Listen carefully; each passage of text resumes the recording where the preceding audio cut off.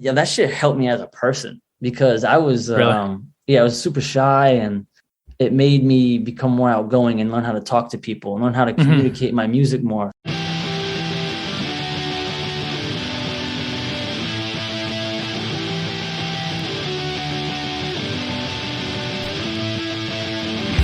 Hello and welcome to Where the Living Room Used to Be, a podcast about Rhode Island's music scene.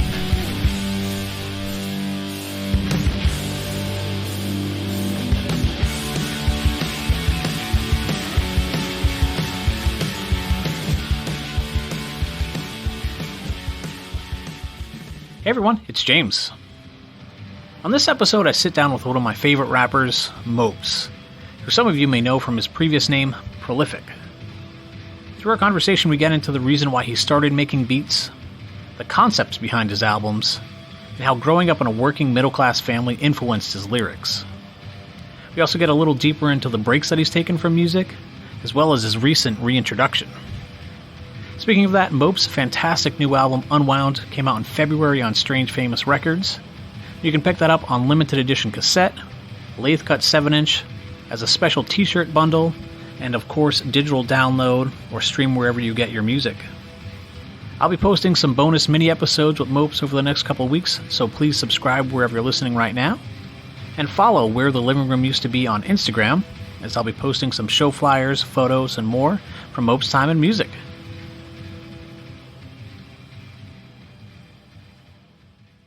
Born in Providence, women and infants, raised in Cranston. I don't think I realized what it was like for me until I moved out of Rhode Island. And when I moved, cause I lived in Quincy, Mass, and I lived all over different parts of Rhode Island. But when I moved to DC is when I really started to kind of look into what my upbringing was like. But it was, I grew up, middle class. My dad worked in a factory. My mom, helped him in that factory.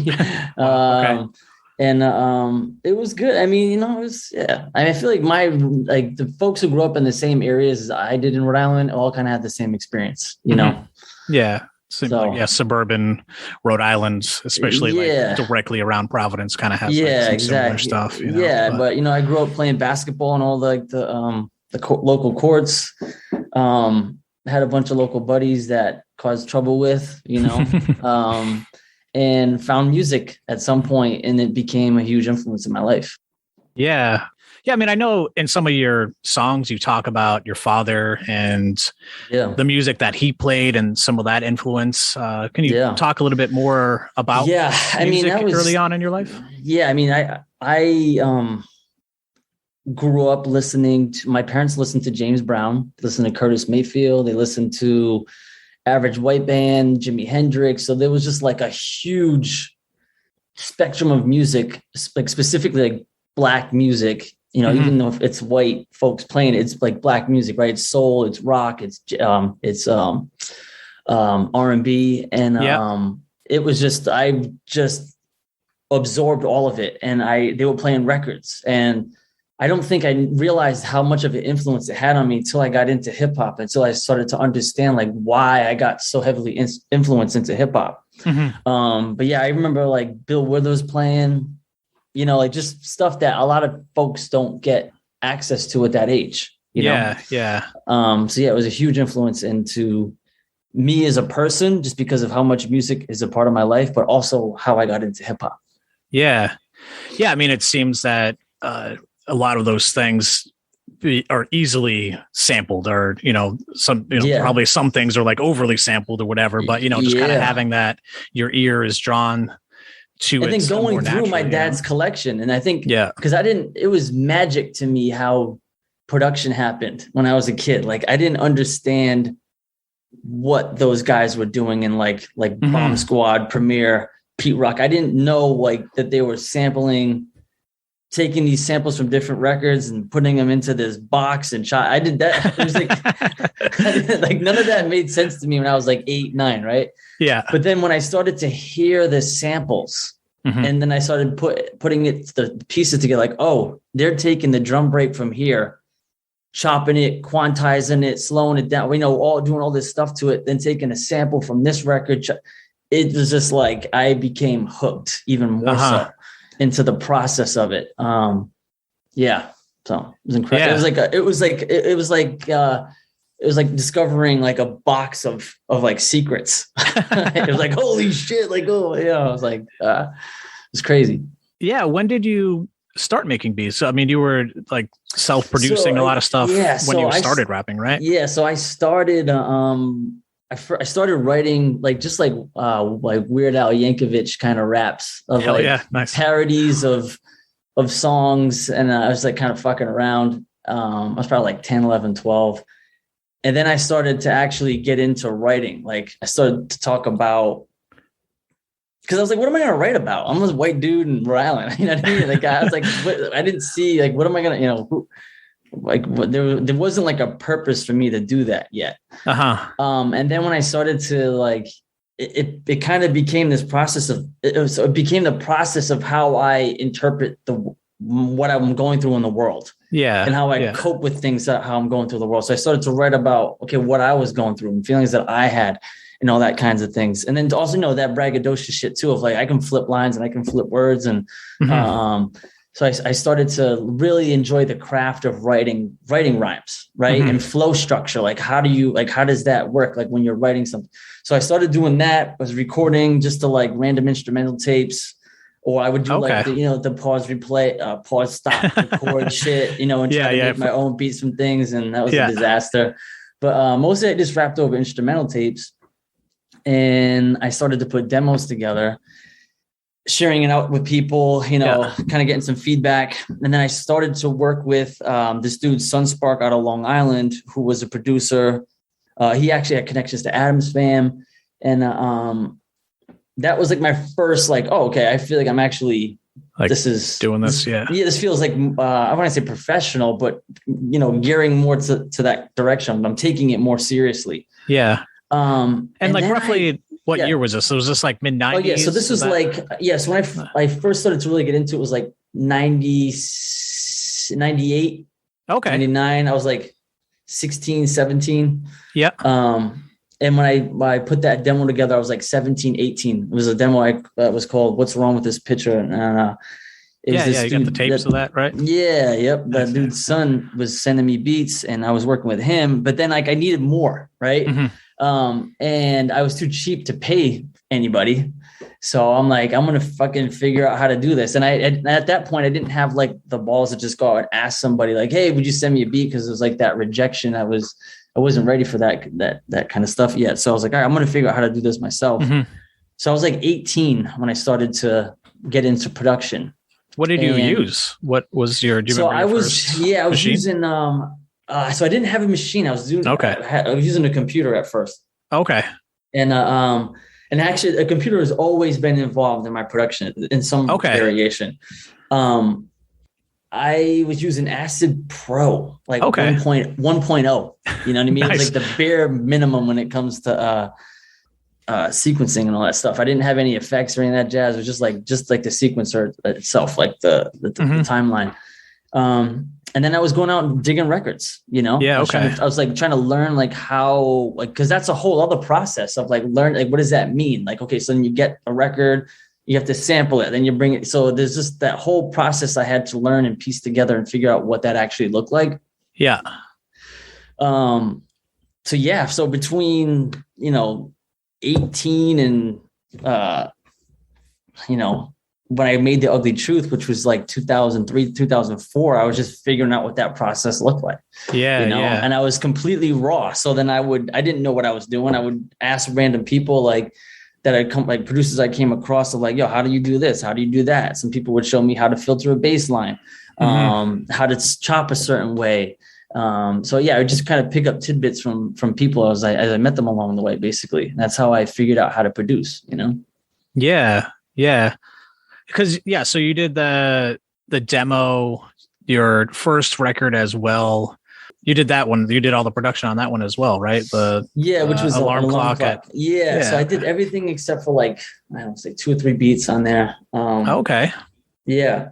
That was like a step in a direction. Like I started to figure out, I started to make a beat that didn't suck, you know? It's funny because like, I remember one of the first reviews. Like according to you or according to other people, like to be both. like, yo, Mopes. Both. I think cool. It was both. Yeah.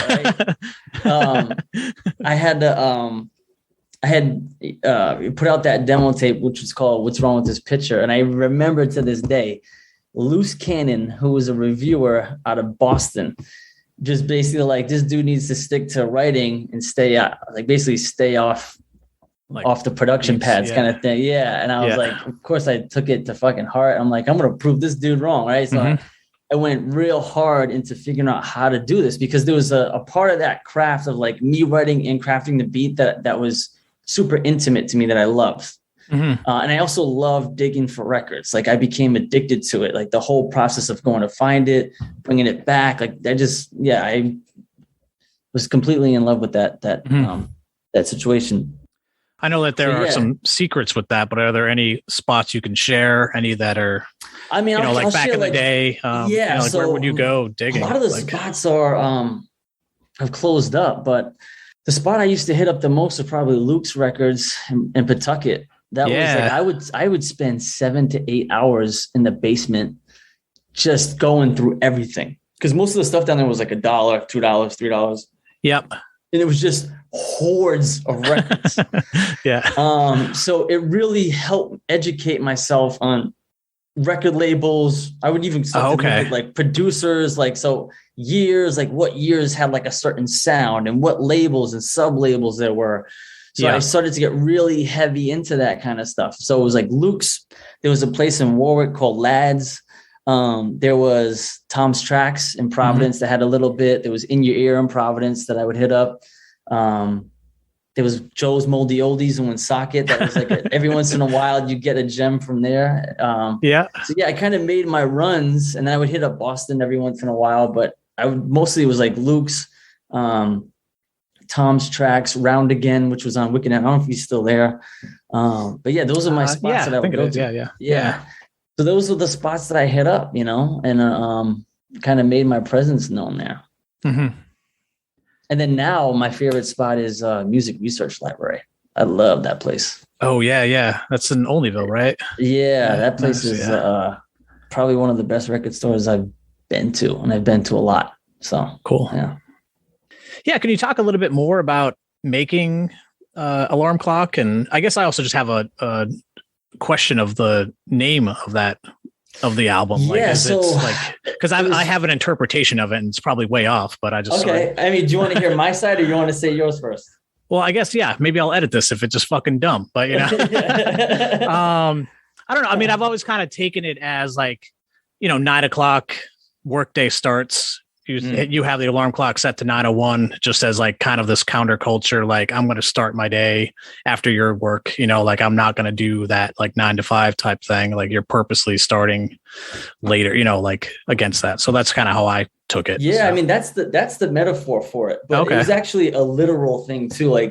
So the alarm clock I had in high school and into college, it was one that you had to you had to cycle through the entire thing to get to the time you want to. Yeah. So when I was setting it, because that period of time I was waking up at 9 a.m. for whatever reason. Yeah. And when I was setting it, one time I had went too far with the minutes. So instead of going all the way back to, through 59 numbers to get to 0 again, I'm like, I'm just going to fucking leave it. Yeah. Because what's 1 minute? I'm not going to oversleep 1 minute. Right. So I was like, let me just leave it. And then as I was putting the album together, I was just thinking about all right, what's going on in my life that's a constant that feels like a theme for this. Mm-hmm. And at that time, I was going to school and I was working nights. So I wasn't really, I had a weird schedule. I wasn't a part of the 9 to 5 culture yet. I was, I was school in the morning, and then I was working at UPS at night from sometimes from 5 to midnight, Mm-hmm. So, I didn't feel like I was going on the same path that everyone was going down. Right. I was going to school as a creative, and I was doing this music thing. So I felt detached a little bit from the norm. Mm-hmm. So when I was going through ideas, I'm like, damn, why don't I call this shit an alarm clock set for 9:01? Because no one else would ever have that title ever. Yeah. So I was like, all right, this is, it was unique to me. So I went with it. So. Yeah.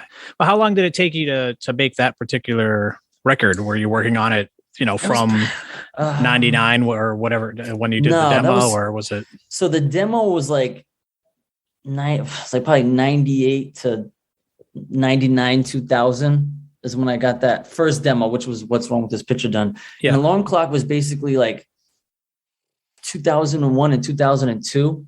Yeah. Okay. And it came out in like 2003 is when I officially kind of put it out. So yeah, I was like, at that time I was 20, 21, trying to figure out what the hell I'm doing. And just really starting to come into my own as far as an artist, I feel like. Like that's like if I have, there are moments in What's Wrong with This Picture that are like, oh, that's pretty good. But there's a lot of cringe stuff because I was so young and so raw that it was just like I had no filter. I was just putting out, Yeah. I was putting out whatever kind of thing. With this one, I started to really think about it as like, all right, I really spent a lot of time with the writing on it. Like I wanted the writing to be as perfect as I could make it. And the same thing with the beats. Like I had a feeling in mind with the songs that I wanted, like a feeling to the beat, an overall vibe. And what's funny is like one of the reasons why I got into producing was I always liked slow shit. Yeah. Like I love, like my pocket is like 73 BPM to about like 88. Like that's always been my zone. Yeah. And not a lot of producers back then worked there. They didn't, it was too slow for them. They wanted to be 90 or higher. Yeah. And so when I was, most of that album is, between, it's pretty, it's slow, which everyone just like, how can we, it's not like a dance album, it's not like it's a sit back and think chill kind of album.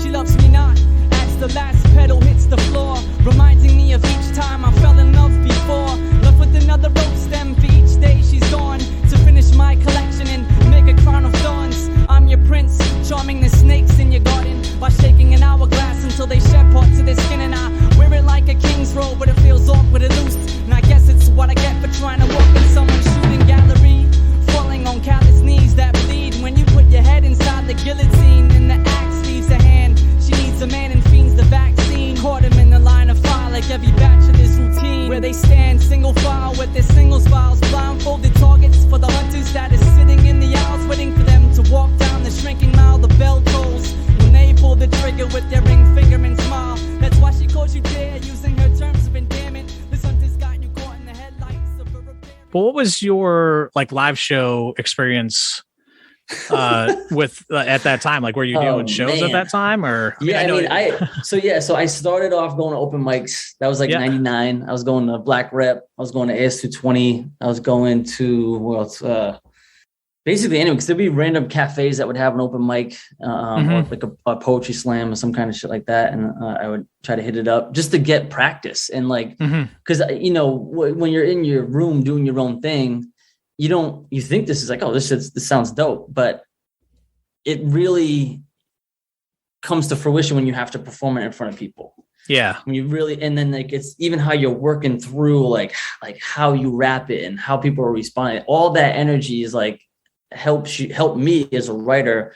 Cause I wasn't really a natural performer. I had to learn how to do that. I think I've always been a writer in the studio kind of guy, more so than on stage performer. So it helped. They helped each other, But yeah, I was fucking petrified when I first started. Like I was, introvert kind of dude. And it didn't really come natural to me to be in the spotlight. So I had to learn how to navigate that. Cause if I'm going to do this, I can't just record raps in the studio or in my room all day. I could do that, but I was like, I wanted to put myself out there. Yeah. So it was just a learning curve, man. I feel like the first time I got up on stage, really got up on stage at the Black Rep, I had a really good reception from the audience, which was a nice solid foundation to start with. Because if you're getting booed, if I got booed, I probably wouldn't be I wouldn't have kept doing it. You know what I mean? Like, all right,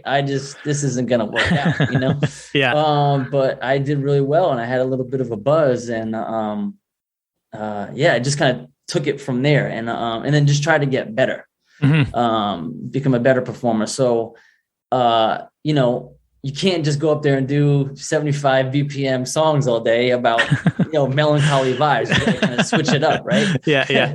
So it just like slowly, it was like a natural learning curve for me of like what it means to write songs, then actually perform them, but seeing that performance is like as a progression, right? So it's like, what song do you open with? What song do you close with? What songs you putting in the middle, like the highs and like the peaks and lows of the performance. So it was just like, it was a lot of learning for me from like 99 to about, I would say like 2005, just me trying to do more and more shows and get better at what I was doing. And I think once I went on my first tour with Galapagos, I had put out the record Stick Figures with Robust. That was 2004, I think 2005. Okay. And we toured it. So that was like my first like 40 city tour. And I mean, that's when I kind of came into my own of being able to actually perform and feel comfortable and confident with what I was doing. Cause I had just put so many hours in, you know what I mean? I had just gotten better at it. And then again, that helped me as a writer. It's like how I was putting songs together and putting an album together. It was always me it was just me. I never really had a DJ.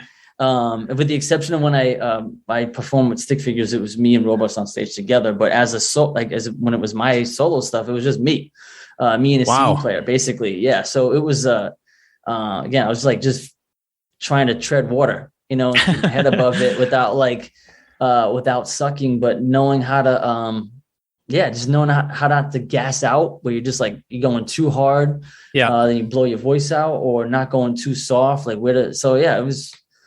And then that shit helped me as a person because I was I was super shy, and it made me become more outgoing and learn how to talk to people and learn how to communicate my music more. So it was a lot. Yeah. But with that, so you do have a tour CD. I recommend people check that out. That is called Times Table Scraps. It's kind of like a mixtape, right? That was it was. So when I first signed with Sage, he wanted to just kind of put together a mix of like in the vein of his Sick of Waiting stuff, Sick of series stuff of here's like a teaser of who this dude is, you know, because a lot of I wasn't in his circle. I mean, Sage has a very unique circle of fans that listen to him, you know, and I was in more of like the boom bap, you know, underground scene with Galapagos. That's where they kind of attracted more of. So I don't think a lot of Sage fans, with the exception of like some folks in Rhode Island, knew who I was. So it's like a good teaser for them of like, here's this dude, here's what he kind of brings to the table, and here's why we signed him, kind of a thing. So that came out in 2005, and it also gave me 2005, 2006. It was also before I went on tour with Soliloquist of Sound, it gave me something to sell. I got you. Because I had Alarm Clock, and I had Alarm Clock. I think that was it. And then I had Times Table Scraps. That was what I could actually sell on tour, basically, you know? Yeah. And then from there, Strange Famous debut, The Ugly Truth. And so again, you were the first person outside of Sage Francis on Strange Famous, correct? Yeah. Me and Reanimator were the first act. I mean, he did put out some Joe Beat stuff before that, but it was mostly his own thing that he was doing, and he kind of made it official with Reanimator and I. And it was life changing for me as an artist, and I learned so much through that album, through the process of making it. So.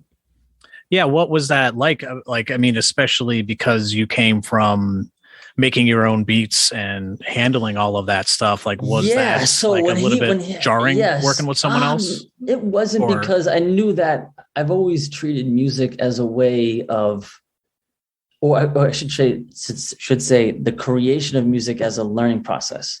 Okay. Like I know I don't know everything. You know what I mean? Like, and I know that like who I am as a writer now is going to change 2 years from now, just because like I'm always trying to get better. I'm always trying to evolve.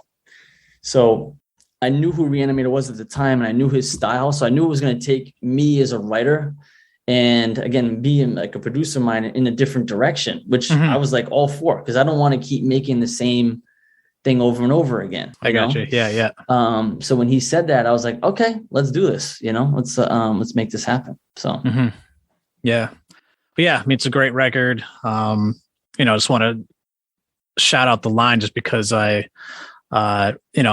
toured a lot and just kind of just understand the scene. But your line about, I know you only think I'm dope because someone told you I am. I think it's in the song The Ugly Truth. And I don't know, that one just kind of rang through as just someone like just you as an artist kind of recognizing that there are those types of things, that there are those types of stamps for this kind of stuff. And like, a lot of artists don't seem to think that there are some, that there's some luck, that there's some scene points, that there's some like whatever it is. I think there are very few who just like who are so naturally talented or who are just plain lucky that don't go through those ups and downs of having to deal with just the red tape of the industry.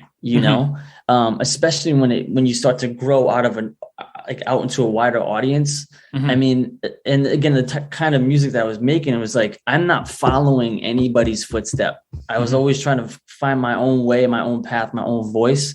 And when you do that, people just like, I don't really know how to react to this.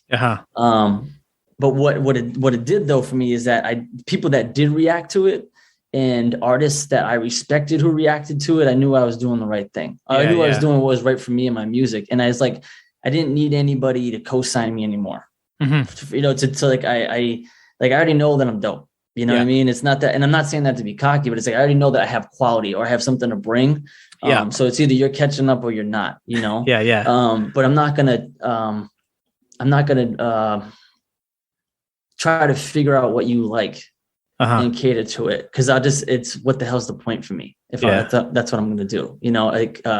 The music and the craft for me has always been about what it was, which is the craft and how much I love the process. And again, it was a coping mechanism for me of just being able to like figure out what the hell's going on this planet, like how, and how I interpret things, and it was, that's what it meant for me. It didn't mean, and not to say that it's not like wrong if you like are doing it for the social things or you're doing it for money, but there's a certain path for that. And my path has always been about the love of the art form.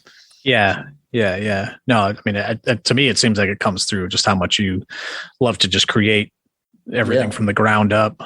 So you're not doing that unless you love it, I mean, it gets granular too, because, some average fans don't actually know what's going on in the wordplay or what's going on in the rhyme schemes, where people who I respect will point things out like, whoa, what you did here, either with this line or these words or this like rhyme pattern. Like, that's when I'm like, okay, you know what I mean? Like that's who I'm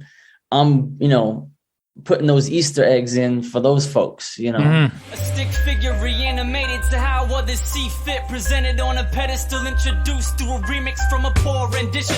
So the audience will listen to what he has to say. The label on his forehead ain't a catchy phrase, but it attracts masses to waves of flashbacks to the day when I was written off and didn't have what it takes. Didn't catch too many breaks, being stuck in this loop. A broken record, most didn't get it. So here's the ugly truth, personified on the stage. The compromises I made don't compare to how you treat me when I'm on that stage.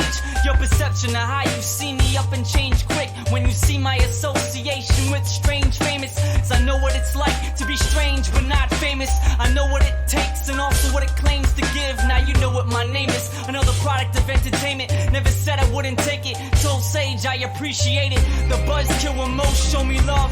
I know you only think I'm dope because someone told you I was, but I still write it even when you don't like it and don't understand. It's like pouring my heart out in your hands and watch it slip through the cracks. And I cringe at the fact that this is what it's come to, and it makes me uncomfortable watching my soul spill right in front of you.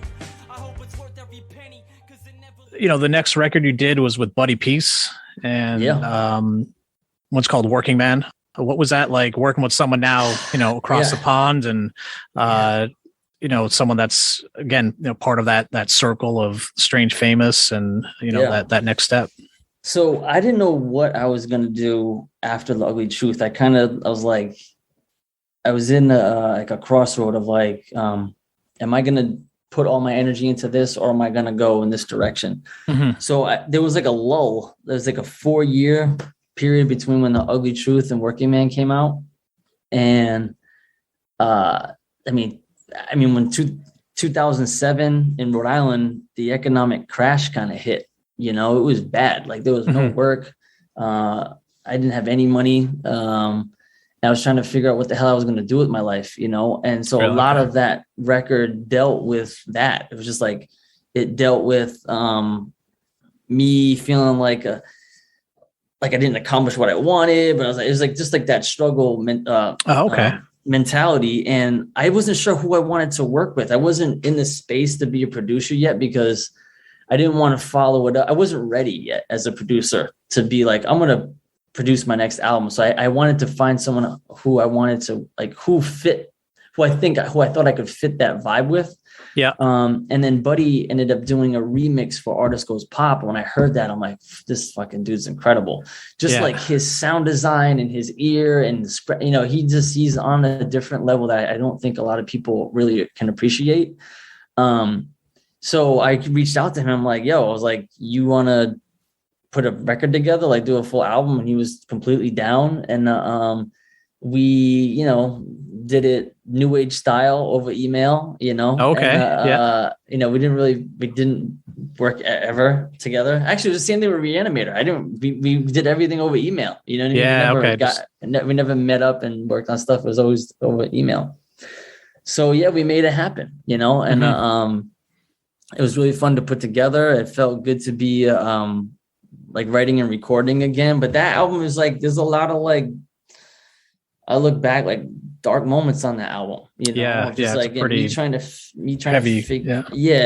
just figure out. And at that point, my dad's business had flooded, and you know, like most of his equipment was damaged and shit. And yeah, it was like, and again, with the economic shit happening, it was like, it was all over that record of just like, you know, where I come from as a person, where I was going as a young man, and trying to figure my shit out, you know? And so that's where that title kind of came from. It's like, this is like my upbringing, you know? Okay. My dad worked his ass off. Both my parents don't have college degrees.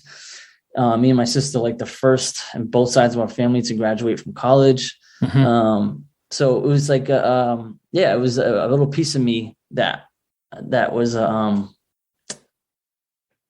of like a dedication in some way to, and Rhode Island's, you know, with the exception of maybe Southern Rhode Island's a working class state. You know what I mean? Like we're tough, and, we're kind of hardcore, you know, a little bit when it comes to that kind of thing. So that's what I felt during that period. And that's kind of what came out. So, yeah. No, man, it's cool to hear that I identify solely. I mean, I grew up outside of Worcester, like suburb of Worcester, but my dad worked in a sandpaper factory for like 40 years, and, you know, like took care of, you know, just like sole provider for our family. And but like just made us tough people and like resilient people. And, you know, so, I think too, like I worked, I don't know if I ended up working with my dad in his shop when I was like, me and my sister both would do it when I was in my teens. And I think there was just like this appreciation of like, that was ingrained in me of like work ethic and respecting every dollar that you make, and then what hard work can get you. Yeah. And that was the kind of the basis of that album. I was raised on black music that my parents play. James Brown, Curtis Mayfield, Saturdays. And you claim it's a style I stole, but it's the only thing I've known since 5 years old. I was raised on black music and bad influence, baptized in muddy waters, chords and riffs. I would hear my dad play on his instruments. He played like he's on stage in front of millions. I was just a kid who was amused in his living room, sitting listening to rhythm and blues notes. My dad would evoke the muse and ghosts of those who were never known and died broke. He slid his fingers like Buddy Guy along the frets and used to wail the blues scale. His guitar wet like blue sail. You could feel the weeping strings every time he played B.B. King. And it never lost meaning through the course of the season. With the roars of ingredients, the audience would see it. Something I used to watch and never forgot. Passed down to me so the music won't stop. And it keeps going on and on and on and on. And it keeps going on. But yeah, I mean, the follow-up to that, Dangerfield. Honestly, one of my favorites. I love that record. Awesome. I feel like that one doesn't get much love, you know? What? It does, well, I mean, as far as like, you know, is the one that consistently people always reference, and I can see why, but Dangerfield, I don't know, maybe I'm wrong. It kind of felt like it slid. It was like, low radar a little bit, you know? But that record. I'll blow it up with my tiny reach and my tiny podcast here. But that record's an interesting record, you know?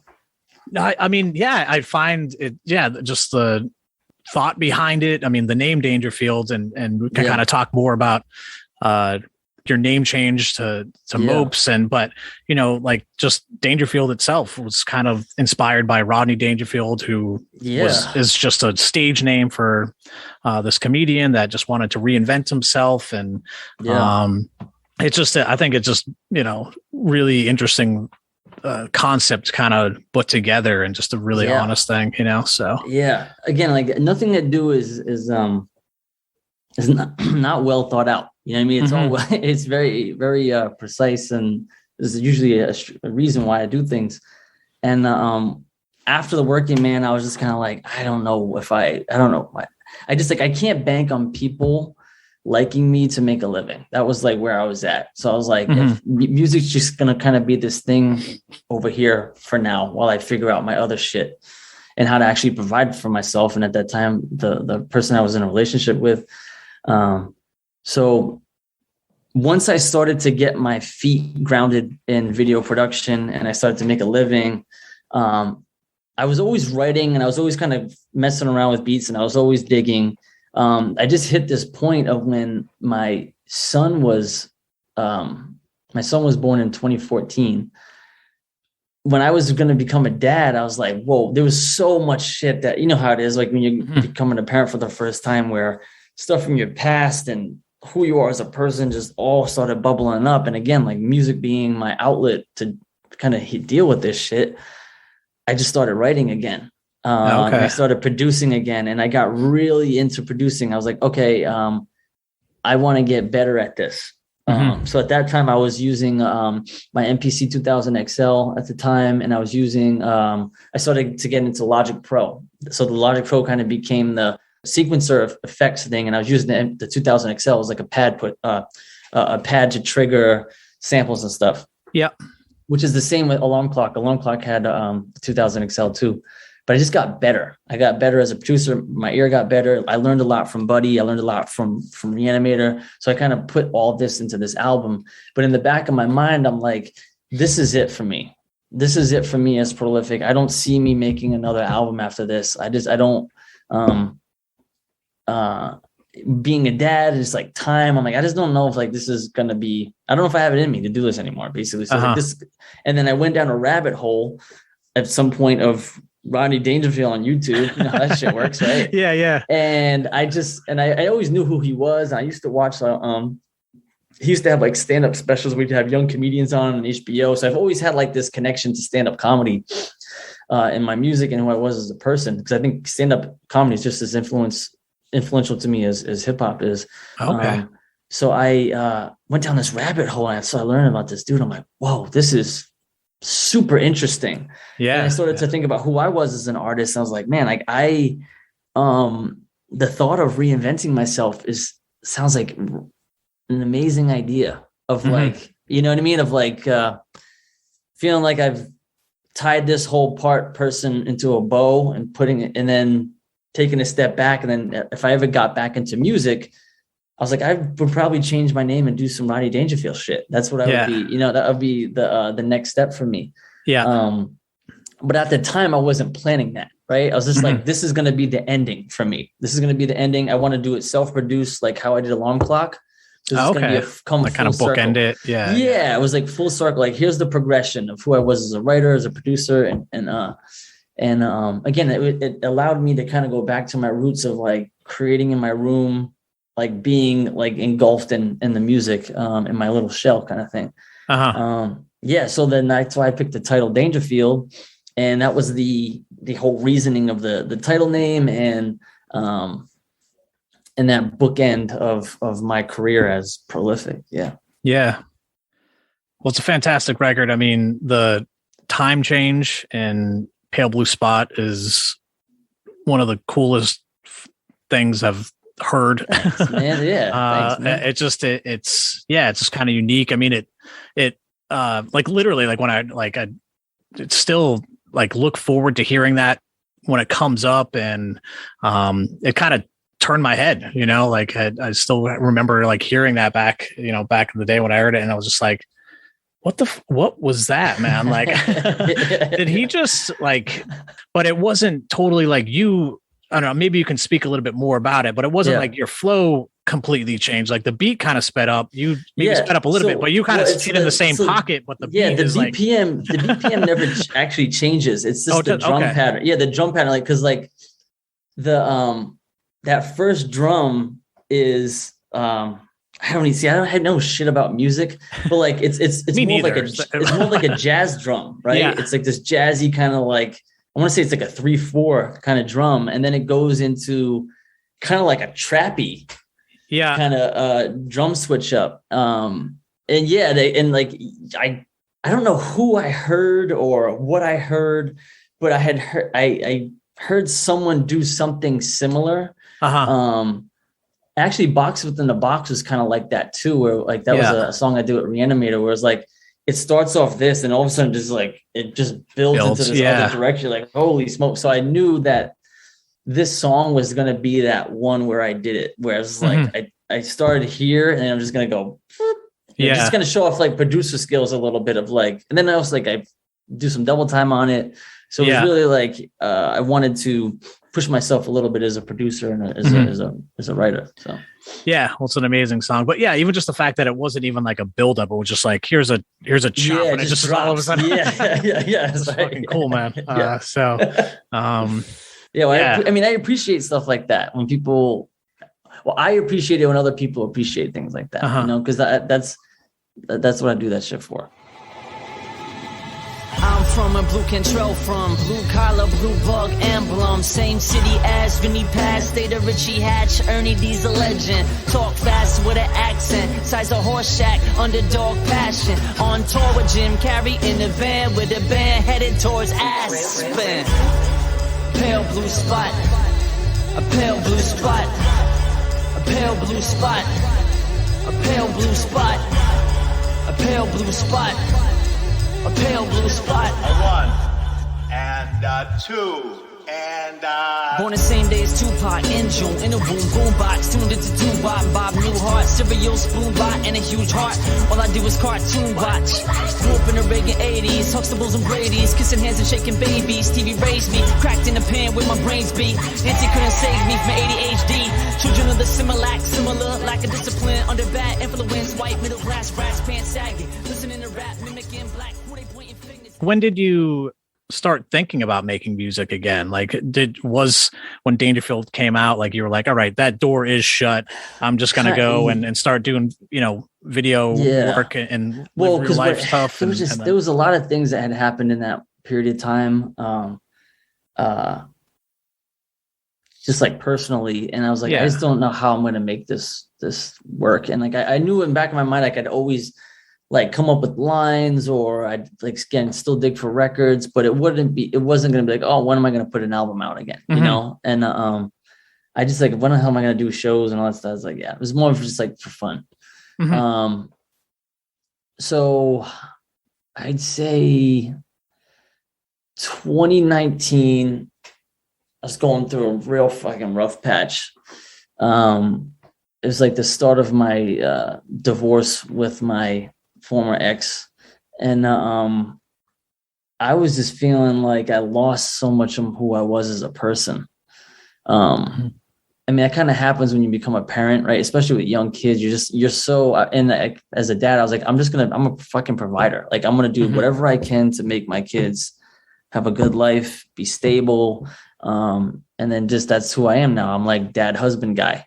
And I completely lost who I was as a person in doing so. And then when I started to start the process of getting divorced, I was like, who the fuck am I? You know what I mean? Who am I as a person? And I started going to therapy, which saved my life in so many ways. I went back to music. I just started to fuck around a little bit. I was making beats again, started just putting thoughts down on paper. And I kind of got back. I felt like I was like 12 again. Oh, okay. Of being like this kid of like, yo, this is who you are as a person. You know what I mean? It doesn't mean that you need to be on the cover of a magazine or performing in front of 10,000 people. It's just like, this is such a huge part of you and how you got to where you are as a person. Unique. I needed it in my life. I needed this shit in my life. Yeah. Period. You know? Yeah. So I started making beats again. I started writing again. I entered into like these beat competitions. Okay. Just to like jump in there. I'm like, fuck it. I'm the kind of person who's like, I just need to be thrown into water to motivate me. Because if somebody looks at me weird, it's like that Jordan thing where like I pretend somebody says something and I take it the wrong way, and it just gives me fuel to like, go back to the lab and produce basically. So I wanted to get better. I wanted to be a better writer and better producer. And I was, I hit up Sage. I was like, hey man, I kind of told him what I was going through personally. And I was like, look, I kind of want I want to get back into music. I know I've been like away for 4 years. Not only do I want to do this, I want to change my rap name. Okay. And, what are your thoughts on this? And he was fucking 100% down, That's cool. And, he kind of helped me through it all as far as like, him and Storm was at Storm Davis. Yep. Helped me through just like, what does this look like if I'm going to reintroduce myself? I have a bunch of projects that I want to do. You guys wanted to put all this stuff out. And they were down. So I went hard. And then obviously the pandemic hit. Yeah. I had a lot of spare time in my place. And I was like, this isn't going to be a waste of time for me. I had I had more free time now because I have split custody with my kids. So I was like, I'm not going to let that shit go in vain. Like, I'm not going to just like wither away, or I'm not going to complain. I'm not going to just sit in depression. Like, I'm going to fucking make this time worth it because I miss my kids. I'm not with them. I'm going to do something for me, and I'm going to make something out of this moment basically. And that's what happened. And then, 2 years, I'm just grinding hard. And, I got a bunch of shit that I'm working on, and it's going to come out. Well, some of it has. So basically what happened is I came up with the name change. I worked with Storm and Sage, and the album that came out in this past month, February, called Unwound, was pretty much done at the beginning of 2021. It wasn't mixed yet, but like all the songs are pretty much there. I had gone through some rounds of feedback with Sage and stuff. And I was like, all right, let's put it out in the fall. That was the goal. The goal was to put the solo out in September 2021. And then we had talked, so as I was creating my solo, I was working with Jesse the Tree. Yeah. Because I told Sage, I'm like, dude, I have so many fucking beats. I was like, I don't know what to do with them. You know what I mean? So I was like, or like, you know, who's out there like that we know is young up and coming talent. And he put me on a Jesse the Tree. Yeah. So I was like, all right. So me and Jesse started working in like the end of like 2020.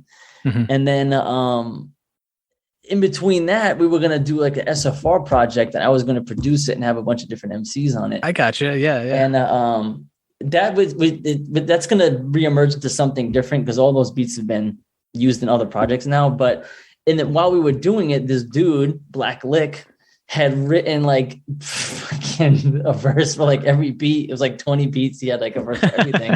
I'm like, whoa, who the hell is this dude? And his output was just crazy. So I kind of hit him up on the side. I was like, yo, what are you working on right now? And he's like, what are you working on right now? So I was like, you want to do something? I was like, he's like, yeah, let's do it. So I started sending him beats. And then, you know, his thing is like, I send him a beat and like within 2 days he has a song, you know what I mean? Yeah. So that came together very quickly. And I was just going to just put it out on some like independent thing of like, hey, we just did this project together here. But we pitched it to Sage, and Sage's like, let's put it out to Strange Famous. So I was like, okay. So now it's like I have my solo, Jesse's solo I produced, Black Lick's album I produced, and it's just like, okay, we need a strategy. And Storm was like, why don't we do an EP to introduce the Mopes name? Yeah. And then we'll feature Black and Jesse on it to get the audience familiar with it. So I was like, bet this sounds like a great idea. So that was in August of 2021. Okay. So I did Party McFly, Fax Machine. I already had that one song with Jesse, and I took one song, which was the You Gingrich. Yeah. You Gingrich was going to be on my solo album, and we kind of cobbled together an EP, and that's how the EP came out, you know. And then Black's album followed in October, and then Jesse's solo is hopefully going to come out with the next couple of months. So we just like kind of came up with the plan, and then it was like the feedback and the reception I got was incredible, especially from just loyal supporters and fans of my music and Strange Famous's music, you know. So it was, I couldn't have asked for a better reintroduction, you know. Yeah. So it felt homegrown, it felt organic. Like, you know, a lot of people pay to play, and I don't do that shit. So to see like Party McFly at 10,000 views, to like know that like the stuff got sold out, like that, all that, I mean, it's incredible because it's the industry is oversaturated, and it's all, you know, it's like this inflated numbers game and none of it's real. So to know that there are people who actually support and dig the music, you know, was again, like I was on a hiatus for 4 years. And even then I was really still on a hiatus. I wasn't really doing any shows, and I wasn't doing like podcasts or anything like that. So it was dope to see. And it made me feel like, all right, I'm doing the right thing. I'm on the right path. They posing like they know who God is. God is.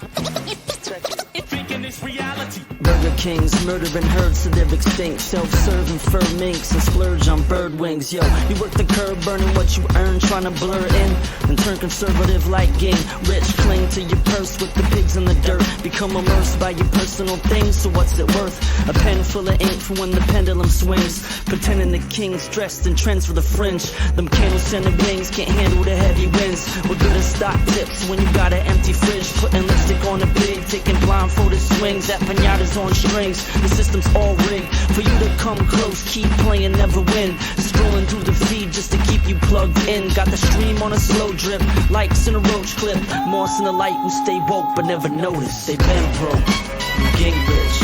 They been woke, you Ging rich.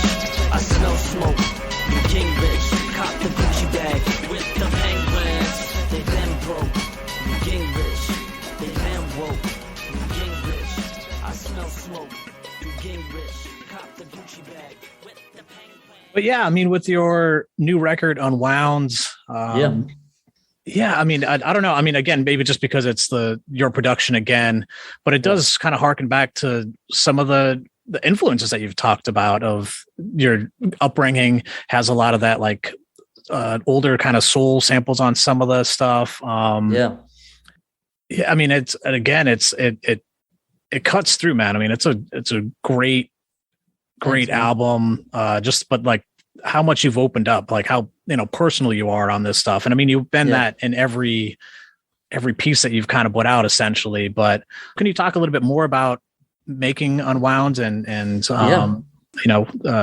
what tracks that you would kind of want to shout out from that? Yeah. I wrote Unwound basically in 2020 there was a couple of songs like About Last Night. I wrote actually in like 2016, 2017. Okay. But most of the songs on there are just written in the year 2020. Again, I've done, I'm still in therapy. I've done therapy since like 2018. Again, shit changed my life. Can't recommend it more to people. But that's kind of what it was. That's like the concept of the album is like, our culture in the US is just so go, go, go. And especially like, I don't know, like a lot of the people I grew up with, it's like, you don't complain. You just keep your head down and you keep moving. Yeah. Right. You don't address like your pain. You don't address your problems. You just like smother that shit and just keep moving. And you can't, it's like, you don't show weakness, where like therapy is the opposite of that. Right. It's like learning how to be vulnerable and talking through things and like learning how to communicate. And so all that shit, I was trying to think of it like picture like a reel to reel just spinning out of control. Yeah. It's just the things all over the place and the tapes everywhere. You just have to fucking slowly unwind it all to get it back to where it needs to be. And that's kind of the concept of the album, is that who I was as a person was just spinning off the track. And I had to put that work in to just like sort through the shit and slowly just kind of piece who I was back together again. And in that time of doing that, there's just so much stuff that, I didn't deal with as a kid, or I didn't deal with as a teenager, or deal with as an adult, that just start to pop up and you're like, why the fuck is that still there? Like, why is that memory still here?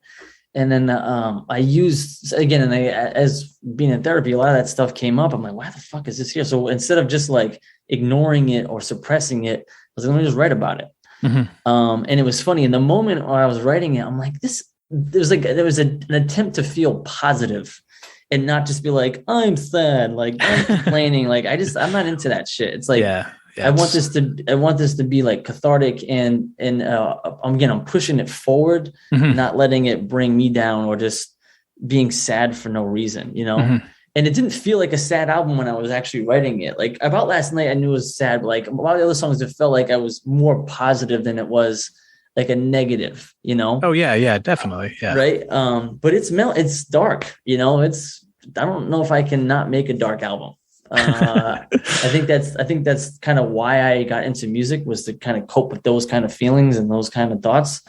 So that's what comes out on my solo records. But yeah, I mean, man, and then being a dad, I mean, that shit changed my life, for the better. Again, like I think therapy and my kids like just have saved me and put me on like a better track. So yeah, like, because I see them and I'm learning from them and who I was as a kid and who my parents were and who I am as a parent and who they are as my kids. It's like this constant, learning from each other with me and my kids. So that's it. I mean, that's it. It's all on that record, Yeah. And, some like highlighted songs from me, were like, so I really started to play with different pockets. So like as far as rapping goes, like Pray with Tied Hands, there's a lot of different rhyme schemes happening in there. I'm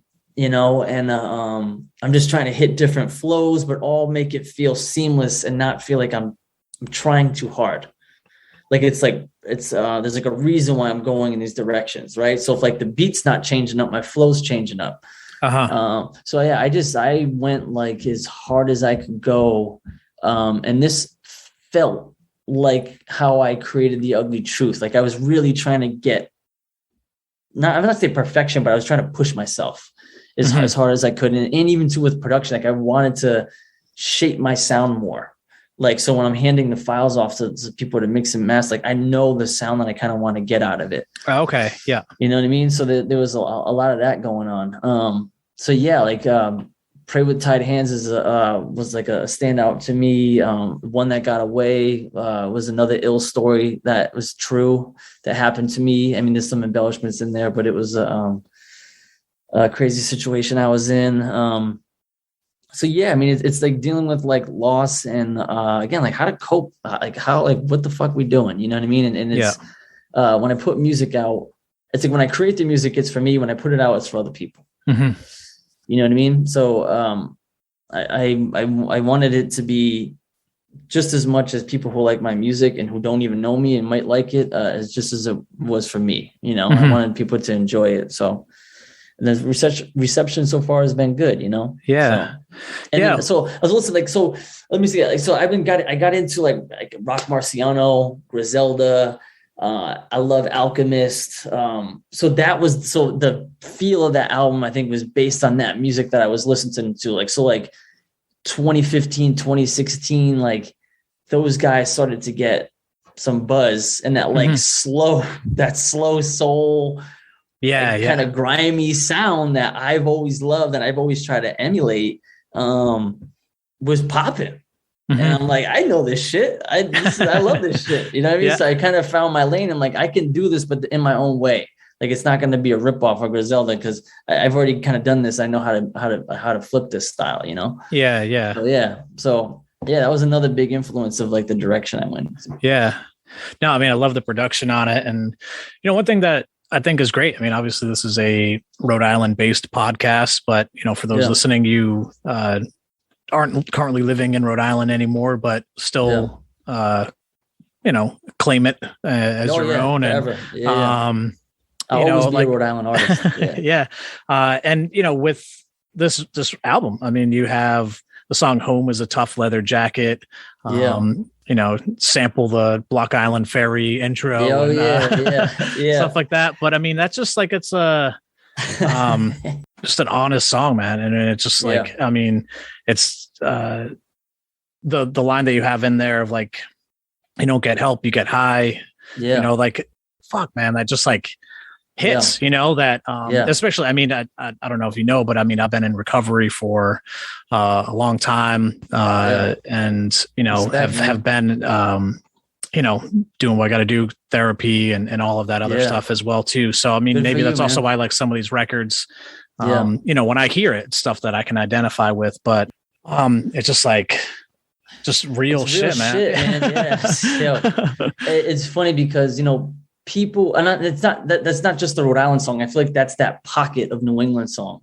Yeah. Because living in DC, it's a completely different environment than that area, you know. It's like you're it's definitely Worcester. It's the same thing, man. You know, it's like Fall River, New Bedford, Woonsocket, Pawtucket, Central Fall. I mean, it's all like we all kind of had a similar experience growing up, and I think that's why a lot of people relate to it, you know. And you know, it's a lot of personal stuff in there, and I know a lot of friends and family that just turned to drugs and never, you know, again, like I never knew what therapy was. I thought therapy was for rich people. Or like people who had like schizophrenia or some shit. Yeah. And when I started to do it, I'm like, oh my God, like there's this, I'm not going to say like that area is like far behind. It's just like, people just don't have access to that shit. Or didn't know about it. Or, you know what I mean? It's just, it's like, too much. I mean, I'm gonna say too much pride, but it kind of is like, people don't show their weakness, and people don't, they just keep it moving, you know? And that's kind of what that song was about. And it's funny, like that, I had this vivid memory of like this leather jacket my dad had. And my dad was like a leather jacket kind. Remember that era of like leather jackets? And that's what Rhode Island in that area made me of, just like durable. You know what I mean? You can't break us, you know. As much as you throw shit on us, we're always gonna find a way to get through it. And that was kind of a dedication to that area. And I put Vinny Paz Yenza in there in the middle too. Like that's he's from Cranston. So that's like, it was like a homegrown, like, this is for you. This is for the people I grew up with and the people I care about. I'm different than everybody. Can't remember every first name or birthday. I burnt ways, cursed fate of finding comfort in a bird cage. Can't mull over every word they say, rebuild your vertebrae. Ain't no church to pray, it's back to my birthplace. Ain't no work to earn a pay, I circle and learn to wait. Early bird regurgitate, turn that worm into bait. Hustle to determine fate, double the return you make. I kill what I eat, you sit and wait to be served with a plate. A warm welcome's like a tough leather jacket. Where I'm from, blood is thicker than the accent. Cash gets spent, unlucky tickets scratched away with their last cent. Your dad's friends or your uncles, where you get swept aside and it never gentrifies. Places like New Bedford, not Bed-Stuy. Places where Chris Herron's a legend and heroin thrives. Where friends of mine with no second tries get left behind. You don't get help, you get high. You don't inherit wealth, you get by. No tears when you've been bled dry. Protect your pride or whatever's left inside. Just keep your head high, pretend like everything's fine. And welcome home, son. Well, cool. Yeah. I mean, I highly recommend everyone check out Unwound. Check out all of Mopes' discography, Prolyphic's discography, strangefamous.com has all of it, you know, even some of the stuff that, you know, some of the independent stuff that you did before that. The elder stuff, Where do you see yourself now, like as an artist, you know, like, I mean, do you, as a, like coming up, like reflecting back on that kind of stuff, is it different than, you know, the you in 2001 and like what you were striving for? Is it something different now? Well, so I think, what are you looking to achieve, you know, with your music? Yeah, I think when I was younger doing it, I was trying to find myself, find out who I was. I think that was like the deep root of why I was making music, of like trying to figure out who I was and how am I going to navigate this world, basically. And now that was me at like, 18, 20. And now at 40, I know who I am and I know what I want to do with the music I make. I know what the sound that I want to have and I know why I'm doing it, and why I'm doing it is because I fucking love it. It's like, once you don't have something, you kind of realize that why you had it in the first place and why you miss it. So the whole process to me of making music, is going to be there with me forever. I don't ever see me letting that go again, unless I, like, you know, even if I lose functioning in my hands, like I'll figure a way how to make a beat. You know what I mean? But where I see my music, so the plan that I have is like, I want to put out dope shit and as much of it as I can between now and the end of 2023, and then kind of see where I'm at. I still don't know how to navigate the industry, and I think it's becoming even worse to do. Because at least before, it's like I knew the avenues, like I knew what I had to do, and then like that end of the MySpace era, I just like, I don't understand any of this shit, and like it's becoming less about music and more about people as a brand. But now I feel like it's even changing more so, because like with like Spotify and, you know, like the death of the CD, like what does it mean to have a physical copy of music? You know, I know that vinyl still sells, and I know that cassettes are kind of making a comeback, but I don't really think people listen to the cassettes, and I'm not sure how many people are actually listening to the vinyl. I feel like it's more like a collector's item, right? So I'm still trying to figure that out, of like what that means. I think I want to expand my audience for like 100%. Like I think there's a lot of people in pockets of hip hop and underground hip hop that don't know who I am, that I want to try to reach. I want to work with different artists outside of Strange Famous. I think that my sound is, can, like, especially as a producer, and it's like, once you hear the new stuff that's coming out, it's like, it's very kind of like new age boom bappy. I hate to use terms like that, but that's just like what it sounds like. So I feel like there's other people I can work with who I can fit with their style that isn't on the label. You know what I mean? So I wanted to explore those options. And then really just have fun doing it, you know, where it's like, I take it serious enough where I feel like I'm a professional, you know what I mean? Like I'm not fucking around. Like I'm doing this for real. But I don't have to Like, it's not how I make my living. So if I want to put out a record of me fucking yodeling, I can do that shit. And I don't give a fuck. You know what I mean? Yeah. But I want, again, I don't want to just like throw it out there and let it die. Like I want to be able to push it. I want people to hear the music, you know? So I don't know. It's going to be interesting. At this point, I'm still learning that side. Yeah.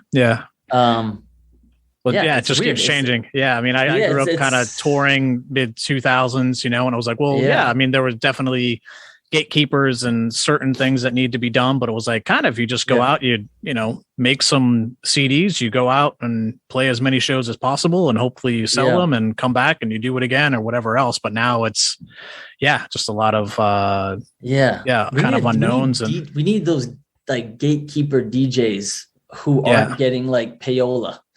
You know what I mean? Well, there's the depth of that. I mean, it doesn't really seem that like, you know, like no BRU is still kind of around, but like it's not the same thing of like a terrestrial station. Same thing with RIU. Because a lot of times like I'm like word of mouth, I'm learning about new artists or like random suggestions through Spotify, or just because, it's like how I always did it was like, if I like Rock Marciano, I find out about Crime Apple. I find out about all these other dudes that are kind of in the similar, like Stove God, like all those guys who are affiliated with them. I kind of check them out, you know? So I think it's building relationships that I want to do, and exploring outside of this SFR circle, you know, if trying to push the SFR brand and push my brand, you know, my brand as far as like the music I make, you know, and then putting out cool shit like my boy Dave, who I work with on like the graphic design stuff for the t-shirts, like we're trying to step our game up. I'm trying to step my game up on like the merch that I put out, and I realized that now it's like, you know, I put out 6 projects in a year. That's a lot of fucking merch for people to buy. You know what I mean? That's also a lot of merch, you know? So it's like, how do I not sell myself short, but not oversaturate what I'm putting out, you know? So it's a delicate balance, but I'm having a blast and I'm enjoying every minute of it. So that's all that really counts. So, you know, reflecting back though on your career to this point, like what would you say is your greatest musical accomplishment? Like, is there a certain thing you did, certain show you did, certain experience you've had like with music that you'd like to share? So many. I mean, there's so many. I think it's like deeper than that for me. It's not just like one experience. It's just like who I've become as a person. I wouldn't be who I am today without music. I wouldn't be who I am today without hip hop music. And I think that's the my foundation of who I am as a person is built with hip hop in it. And it's a huge part of who I am, you know, who I am today, how I father my kids, how I work at the place I work at. Like, it's always there. It's running through my veins all day, every day. And I owe so much to the music, and I owe so much to the people that I've had interactions with, you know, because it shaped me who I am as a person. I mean, when I was touring, Jesus Christ, just like performing, like facing my fear of performing in front of people, learning how to produce, like just like all those little accomplishments, digging records, like learning, I'm finding new music through digging records, you know, so there's so much that has been a part of my life through music that it can't just be one thing. It's basically everything, you know, so. Mopes, thank you so much, Thanks, man. It's been cool to learn a little bit more about you. This is, you're just an incredible artist, you know, and I appreciate everything that you've done. So thank you for taking the time. Thanks, man. Thanks for showing me the love. You know, I like it when folks in that area can, you know, make time for me and give me a chance to say what I gotta say.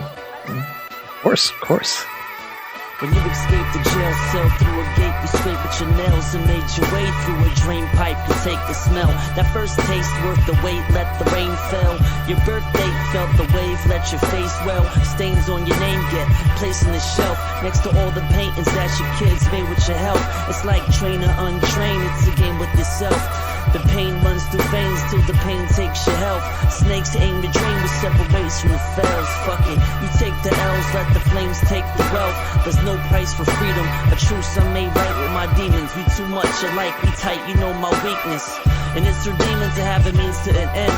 So I shoot my arm like Raheem did to the stem.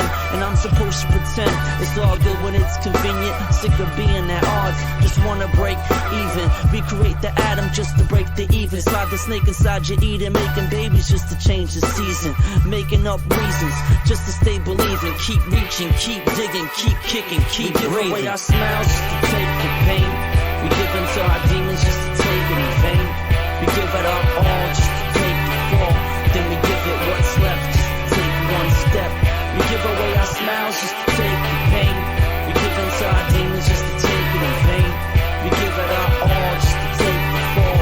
Then we give it what's left just to take one step. Like you ain't got a way out, you spaced out, searching for a face in the crowd, while they telling you to stay down, waiting for you to break. Down beneath the weight, being chased down by the hunters you've been running from, feeling like your numbers come, finding comfort in the numb, giving up is cumbersome. It's like I'm talking to my son, walk but don't run. I fought the law and won my freedom back, holding a torch to the sun, and all I need is a match. That's what happens when you fall apart. You find pieces like a killer finds Jesus. Time teaches as the mind ceases. This is for my mom and dad and everyone that had my back. To everyone that battled back, a face full of spackle cracks. I've unraveled and snapped, gathered my stack, packed up my act, dragged my welcome mat to hell and back, keeping track of the miles when it hurts too much to smile. From the death of a friend to the birth of a child, the circle is wow. You ain't a friend, you family. This ain't the end, it's just insanity. Say peace and tell the camera cheese. Take a picture, take me with you, and take care of yourself like my son does his baby sister. We give away our smiles just to take the pain. We give into our demons just to take it in vain. We give it our all just to take the fall. Then we give it what's left just to take one step.